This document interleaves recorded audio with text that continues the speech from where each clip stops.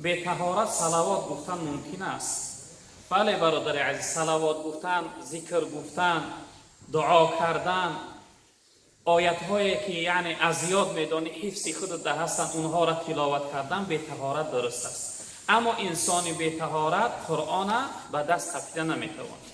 لا یمسه الا المطهرون آیت قرآن است. قرآن قپیده نمیتواند مگر انسان های به طهارت. در حالت به طهارتی، حتی در حالت جنابت، زنها در حالت حیض نفاسون، فقها اجازه دادن که میتوانند که ذکر گویند، صلوات گویند، دعا کنند.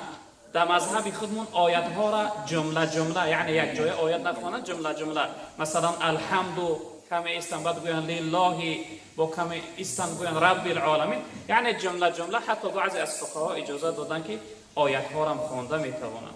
ذکر و صلوات گفتن، تلاوت قرآن در حالت بی طهارتی درست است.